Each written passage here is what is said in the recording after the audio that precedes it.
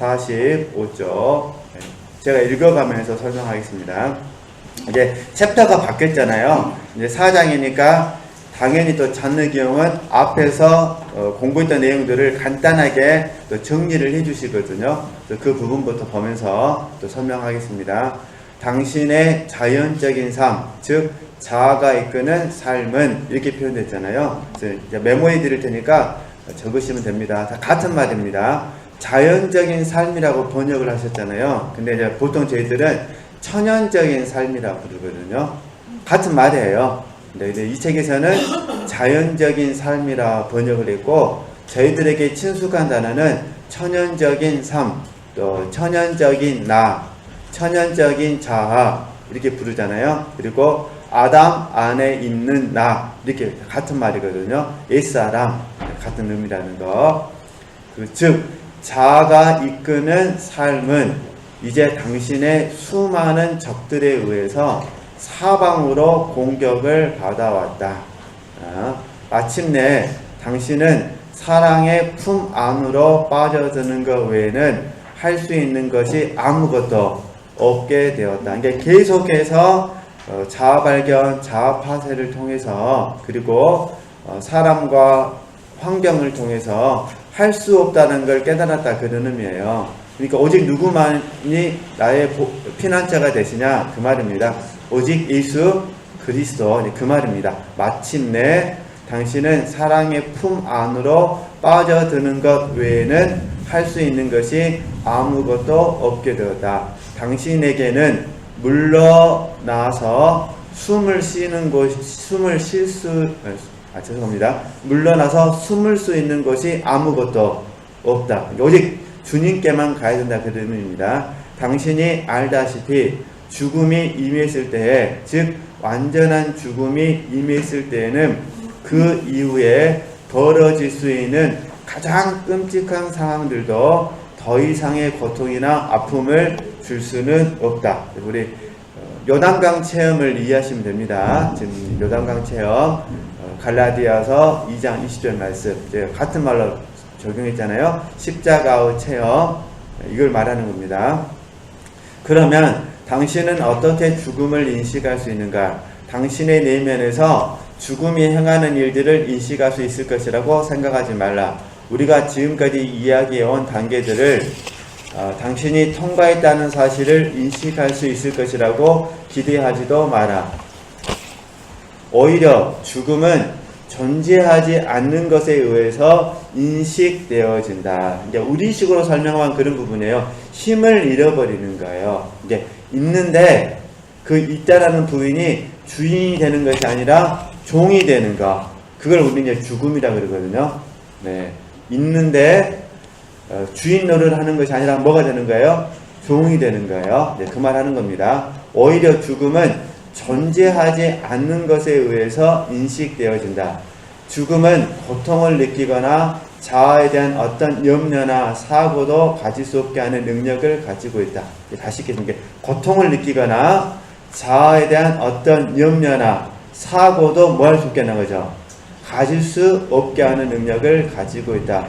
죽음은 항구적인 무관심, 그리고 그런 무관심의 상태에 영원히 머물러 있을 때에 아주 작은 항의조차도 하지 않는 바로 그것이다. 그래서 이제 이 공과가 우리가 왜 중요하냐면은 우리는 상관치 않음으로 알고 있어요. 우리는 상관치 않음으로 알고 있는데 이게 모든 삶에 대해서 상관치 않는 것이 아니라 성령께서 감동을 주시는 범위 안에서만 된다는 거예요.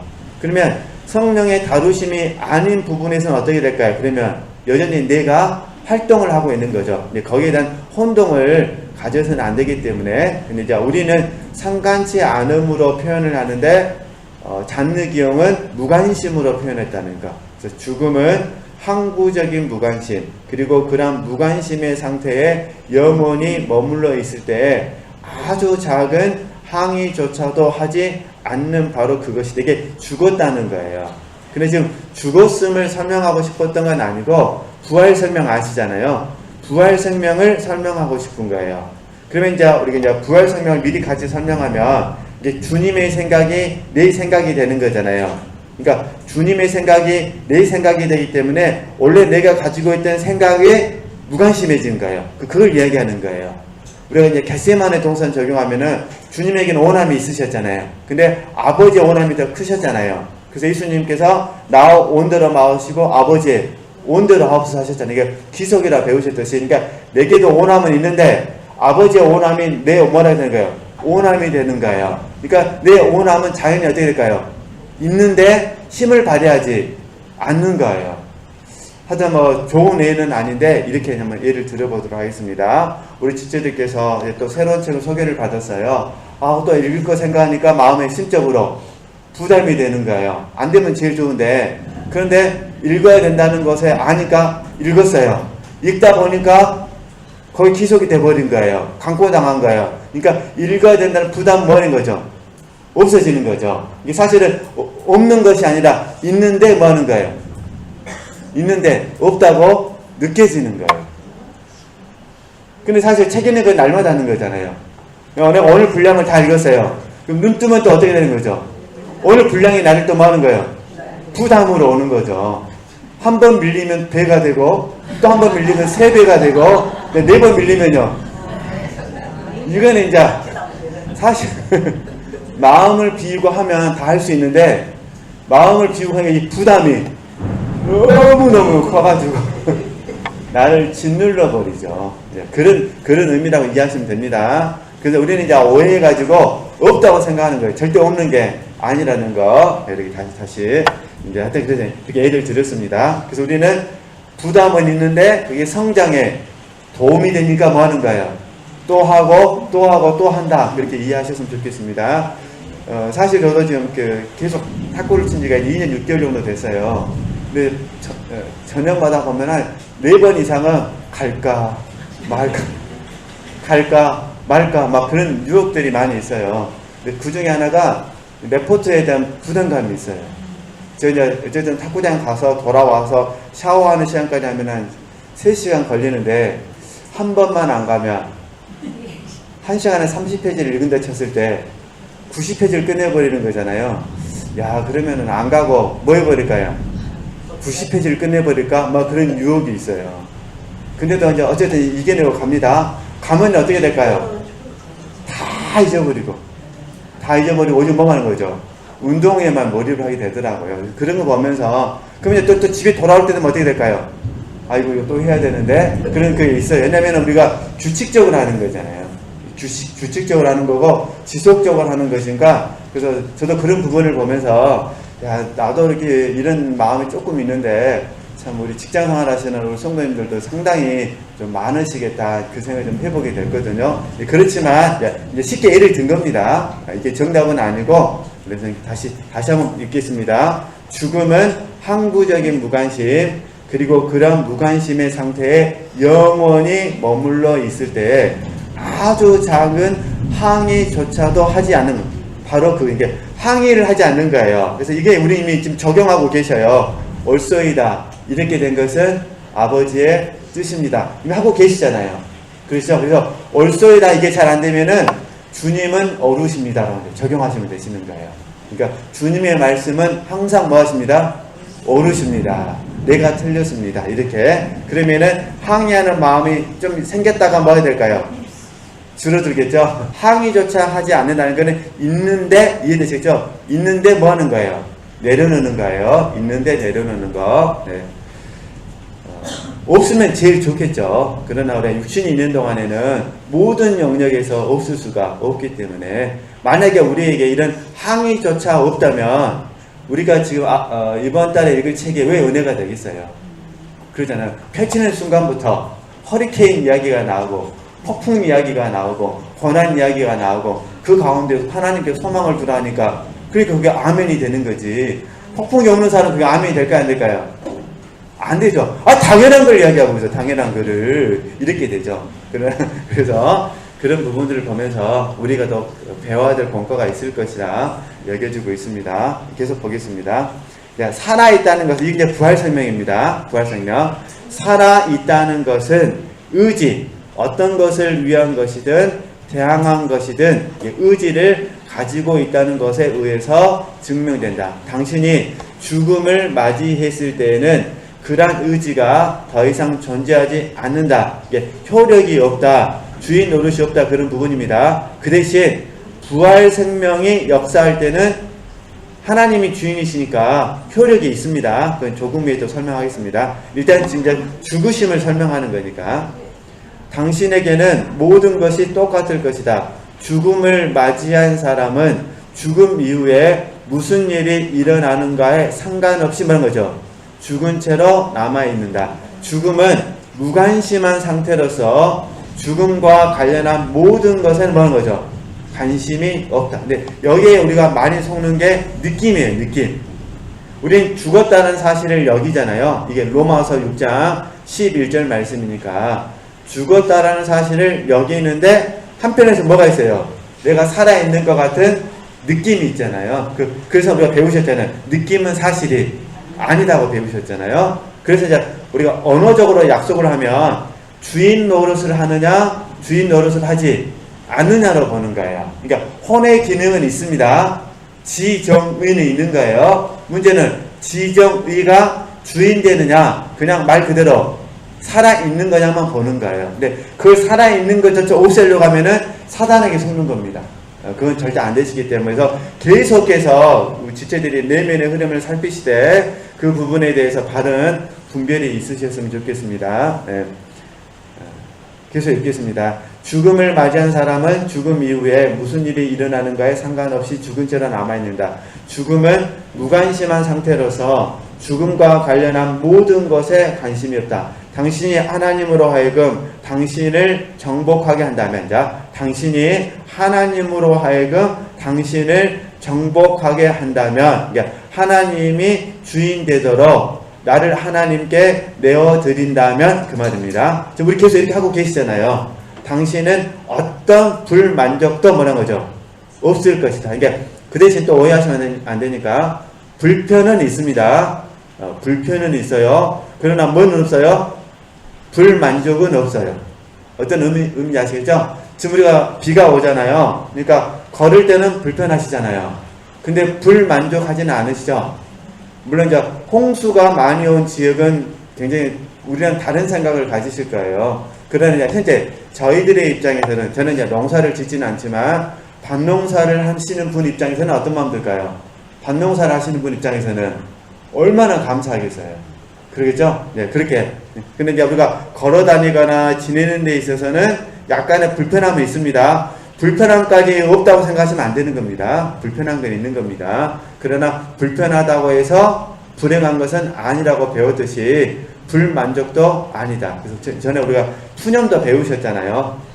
푸념은 불편과 다르다고 배우셨잖아요. 그래서 이런 부분들을 잘 이해해 주셨으면 좋겠습니다. 더울 때는 덥다고 해야 되고 추울 때는 춥다고 해야 되고 그래야 삶이 삽니다.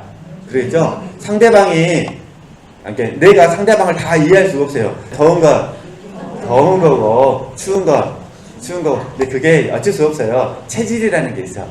그러니까 더위를 잘 타는 체질이 있고 더위를 안 타는 체질이 있고 추위를 잘 타는 체질이 있고 그러시죠? 오징어 못 먹는 사람한테 비싼 갑오징어를 안 먹냐고 갖다 주면 될까요? 안 될까요? 안 돼요. 특별히 해물 알러지 있으신 분들한테 그 오징어 이만큼 먹겠다면 어떻게 될까? 온몸이 두드러기가 나고 난리가 납니다. 그러듯이 사람마다 다 체질이 다르거든요. 그런 부분들은 우리가 조심하셨으면 좋겠습니다. 우리가 범사에 감사라는 말씀들을 배워서 실천하는 과정 속에서 이게 잘못 적용하게 되어지면 안 되니까 이게 쉽게 이렇게 말씀을 드린 거예요. 계속 보겠습니다. 이 시점이 되었을 때에는 하나님께서 당신의 생명과 관련된 모든 영적인 적들을 그분의 발 아래에 두었을 것이다. 우리 지난주 공부했을 때 독을 뺐다고 들었잖아요. 이게 우리의 적에 독을 뺀 거지 적이 없어진 건 아니거든요. 그러니까 적이 우리를 해야 하는 거예요. 근데 뭐가 없어요? 덕이 없어요. 덕이 없어도 아플까요? 안 아플까요?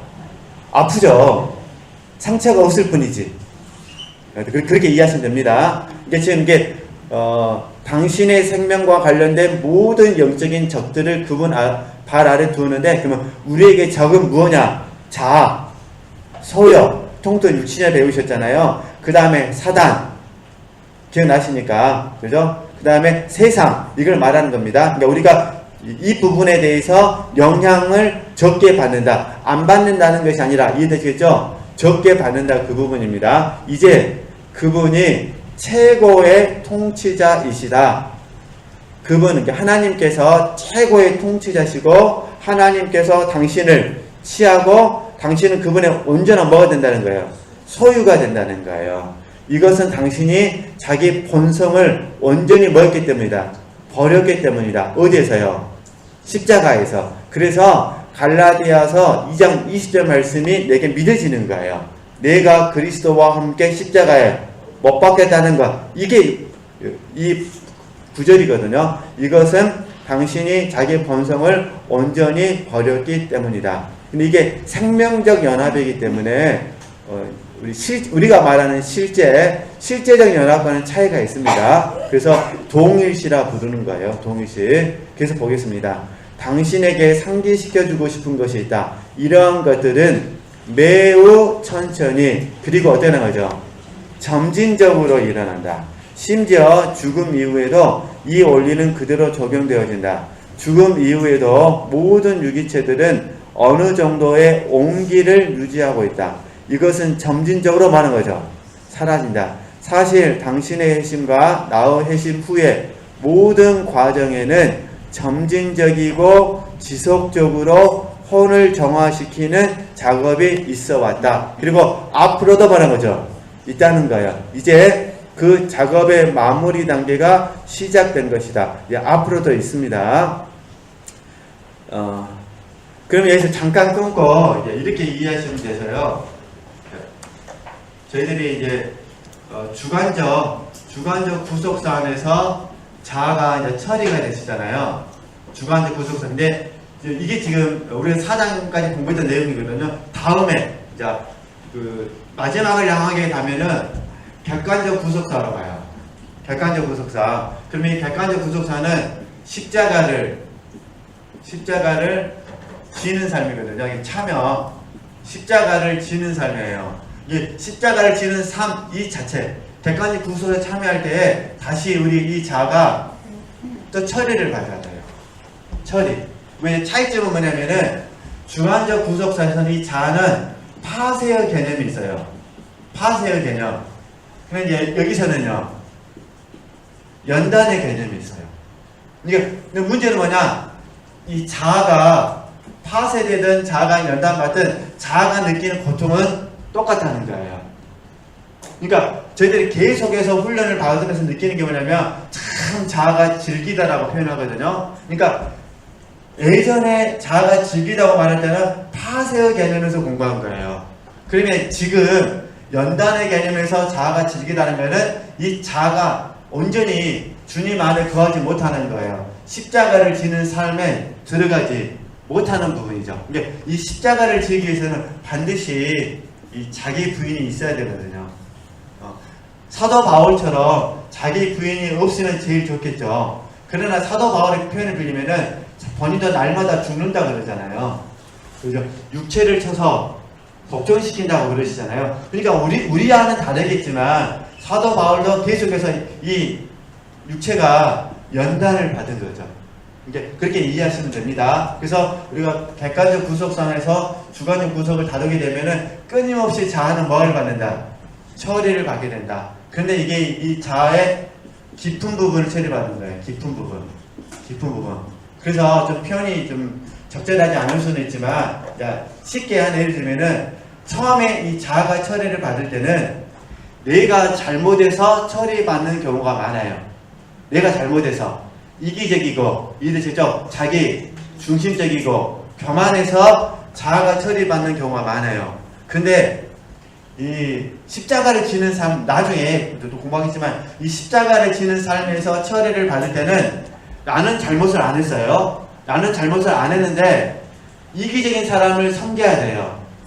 이해되시겠죠? 자기 중심적인 사람을 뭐 해야 돼요? 섬겨야 돼요. 그러니까 거기에서 찾아오는 훈련이라는 거예요. 그러니까 객관적으로 내가 죄는 아닌데 주님을 하지 못한 거잖아요. 주님의 생명을 하지 못했으니까 그 부분을 처리받는 거예요. 이거를 우리가 연단이라고 그러죠. 그래서 이 자아가 개입되는 부분에, 물론 이제 본질적으로는 자아가 개입되는 것도 죄죠. 주님 앞에서는. 그러나 의미가 다르다는 거예요. 이게 다시 죄송합니다. 이전에 공부했던 부분은 자아 처리는 잘못 심어서 처리받은 거예요. 근데 지금은요, 바르게 심으려고 하는데 처리를 받는 거예요. 그리스도의 군사로서 연단을 받는 거예요. 하여튼 이 공과가 좀 어려울 수 있는데, 이게 우리가 3부 예배 시간에, 주일 3부 예배 시간에 들었던 그 말씀이에요. 우리가 말씀대로 살려고 하면, 빛과 소금의 역할을 감당하려고 하면 세상이 우리를 뭐 한다는 거죠? 미워한다는 거예요. 모든 사람이 미워하는 건 아니에요. 좋아해주는 사람도 있고, 이해되셨죠? 미워하는 사람도 있어요. 일부러 더 열받게 하는 사람이 있어요. 그리스도인이라고 말하면 사기치려고 하는 사람도 있고, 좋아하는 사람도 있고, 그 다음에 일부러 더 테스트하는 사람이 있고, 그런 별의별 사람들 다 있거든요. 그 와중에서 미움을 받는 거죠. 그때 뭘 하는 거예요? 연단을 하는 거예요. 연단. 예, 그렇게 좀 차이가 있다는 거 이해하시면 좋겠습니다. 그래서 지금 장르 기형이 설명하고 싶은 거는 십자가를 지는 삶에 있어서의 이 자아를 말하는 것이 아니라, 내가 그리스도와 함께, 주님과 함께 십자가에서 죽었다는 사실을 설명하는 이 자아를 말하는 겁니다. 그 차이점을 좀 미리 말씀드리고 싶어서 제가 말씀드린 겁니다. 계속 보겠습니다. 이제 그 작업의 마무리 단계가 시작된 것이다. 자기 본성의 죽음이 어느 순간에 일어났다고 해서 그것이 영원히 뭐라는 거죠? 지속되는 것은 아니다. 이게 한 번 경험한 거예요. 그런 일은 오직 당신이 육체적인 죽음을 맞이할 때에만 올 것이다. 당신과 나는 생명과 죽음 사이를 말하는 거죠. 오가고 있다. 근데 여기서 말하는 생명은 부활 생명. 이제 부활 생명과 이 죽음은 십자가에서 죽음. 이게 생명과 죽음 계속 뭐 하는 거예요? 오가는 거예요. 그래서 이거는 우리는 상승과 하강으로 설명드렸거든요. 생명과 죽음 사이를 오가고 있다. 마침내 죽음이 생명에 의해서 정복되어진다. 그래서 오치만니는 장르 기용의 이 사상을 받아들여 가지고 이기는 생명으로 확장을 시킵니다. 그래서 우리는 이 장르 기용 책을 이기는 생명을 통해서 이해하는 것이 훨씬 빠릅니다.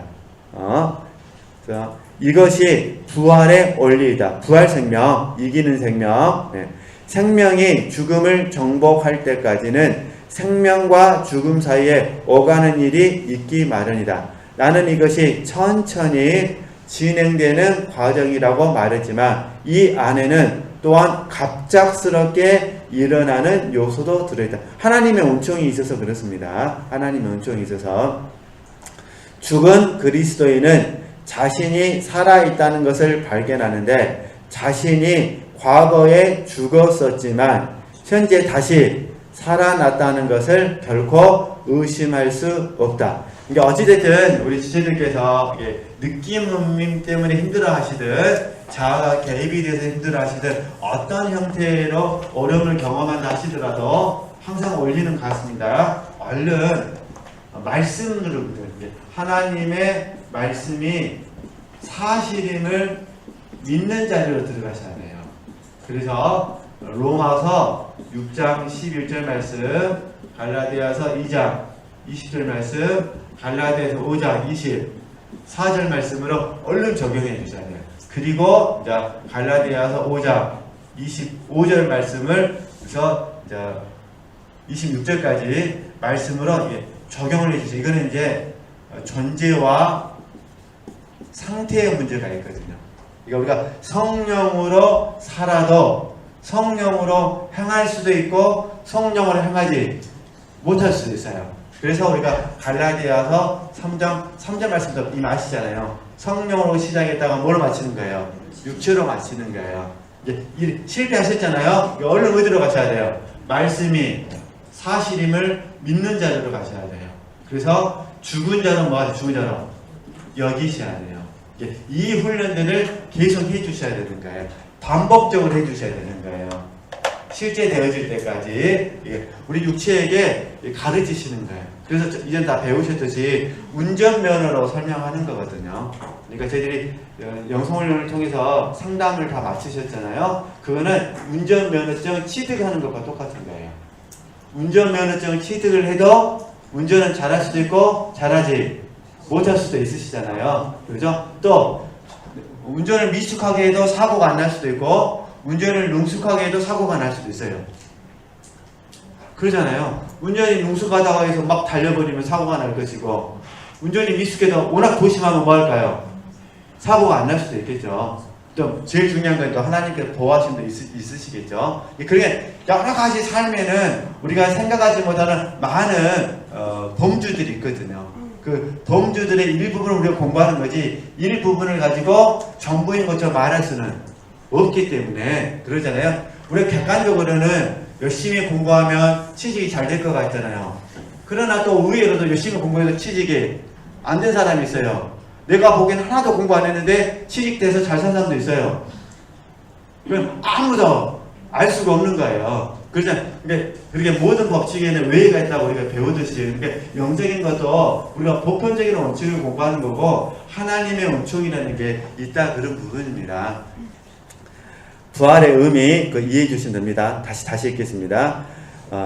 나는 이것이 천천히 진행되는 과정이라고 말했지만 이 안에는 또한 갑작스럽게 일어나는 요소도 들어있다. 하나님 은총입니다. 죽은 그리스도인은 자신이 살아있다는 것을 발견하는데 자신이 과거에 죽었었지만 현재 다시 살아났다는 것을 결코 의심할 수 없다. 나는 이런 죽음과 부활이 당신의 삶 가운데 아직 확고히 뿌리를 내리지 못하고 있다는 것을 지적하고 싶다. 나는 차라리 당신의 삶이 뿌리 내려서 정착된 경험이라기보다는 부활을 향하여 뭐라고 하죠? 나아가고 있다고 말하고 싶다. 이게 계속 성장하는 과정에도 반드시 슬럼프가 있거든요. 그걸 얘기하는 겁니다. 슬럼프 없이 성장할 수는 없습니다. 같이 가는 거예요. 문제는 슬럼프를 빨리 극복해낸다는 거. 당신이 첫 은혜의 경험을 한 후에 이 십자가 은혜죠. 이것은 아마도 외적인 경험이었을 것이다. 당신은 내적으로 주님을 향하여 돌아섰고 당신의 중심을 향하여 계속해서 가라앉기 시작했다. 이 여정이 끝날 무렵에 당신의 영 안에 깊이 파묻힌 당신의 혼은 사랑이신 하나님의 품에 안겨진다. 이 과정까지 이른 모든 사람들은 똑같은 경험을 하지만 본질적으로 똑같다 그 말입니다. 그러나 각자 뭐라는 거죠? 다른 방법으로 할 것이다. 혼을 감싸는 생명이 이제 내면으로부터 일어나서 강력하게 드러난다. 나는 이것을 이미 존재하고 있었지만 눈에 띄지 않았던 살아있는 미생물에 비유하고 싶다. 이제 당신은 이 생명의 존재적 실체를 의식하게 된다. 속사람을 인식하는 거예요. 속사람.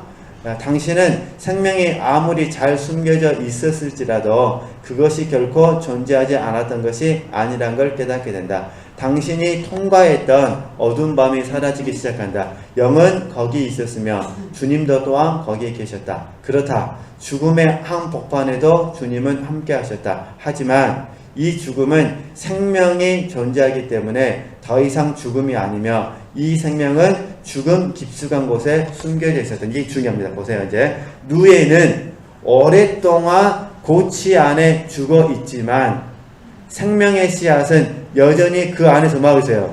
부활을 기다리고 있어요. 그죠? 그러면 우리가 아는 말로 바꿔드리면은 로마서 12장 2절 말씀 가보세요. 이 세대를 본받지 말고 어떻게 하죠? 아는 걸 바꿔듭니다. 마음을 새롭게 함으로 뭘 받아요? 변화를 받아야 하나님의 선하시고 기뻐하시고 온전하신 뜻을 분별하시죠. 그럼 여기서 보는 거예요. 봐보세요. 마음을 새롭게 하는데 시간이 얼마나 걸리세요? 지금 같은 말이에요. 옛날과 비교해보세요. 옛날에 마음을 새롭게 하는데 시간이 얼마나 걸리셨어요? 예를 들어서 미운 사람이 있었어요. 옛날에 미운 사람이 있었어요. 마음을 새롭게 하는데 시간이 얼마나 걸리셨어요? 그죠? 그냥 한 달, 두 달 다 잊어버렸다 생각했다가 추석날 되면 또 올라오고 다 용서했는데 설날 되면 또 올라오고 이게 1년 2번이 너무 힘들어. 나머지는 안 보면 되는데 제음을 하셨죠? 근데 이게 빨라졌죠. 이제 자아가 파쇄되는 게 빨라졌어요. 굉장히 많이 빨라졌거든요. 그래도 지금 보면 어떠세요? 요즘도 그래서 제가 여기 말한 거예요. 1초마다 1초마다 뭐냐 이게 1초에 마음이 뭐해졌으면 좋겠다. 새로워졌으면 좋겠다. 그런 조건이 있죠. 깨달았다면 안 깨달으면 불가능합니다. 혹시 깨달으셨다면 1초 만에 뭐하자? 마음을 바꾸자 그 말입니다. 그죠? 근데 변화는요. 이건 하나님의 주권이에요. 또 이것도 우리 영역이 아니에요. 내가 할 수 있는 거는 마음만 바꾸는 거예요. 그리고 기다리는 거예요. 인내. 그죠? 소망 가운데 잠잠히 기다리는 거예요. 인내. 마음을 새롭게 한다는 거는 들리지 않는 거거든요. 쏟아내지 않는 거예요. 기다리는 거예요. 근데 이게 1시간 걸릴 수도 있고 5분 걸릴 수도 있고 24시간 걸릴 수도 있고 누구 마음이시니까? 하나님 마음이시니까. 그러니까 오늘 우리가 같이 모임을 하고 예배 시간에 말씀 듣다가 변화를 경험하실 수도 있어요. 바로 이거다 하고 이해되시죠? 한순간에 그냥 이게 해결이 되어버리는 거예요. 이게 변화가 돼야 하나님의 선하시고 기뻐하시고 온전하실 때 이걸 통틀어서 하나님의 의도와 목적이라고 그러잖아요. 의도와 목적이 뭐 해준 거예요? 분별되어지는 거예요. 그 다음에 뭐 하는 거죠? 순종하시는 거죠. 이때는 이 마음을 새롭게 해야 될 이유가 없어요. 이미 다 분별돼서 마음의 질서가 잡히니까 자연스럽게 우리 혼이 순종해 버리는 거예요.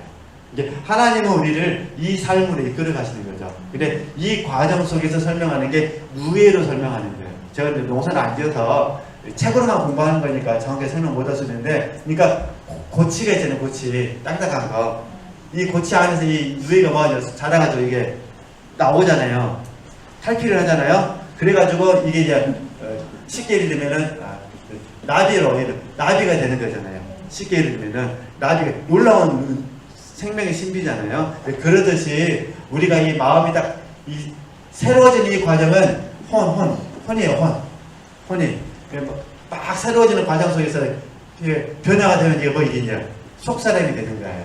영적. 그래서 영으로서 혼을 다스리면서 하는 삶으로 나가게 되는 거죠. 지금 이 얘기를 설명하는 거예요.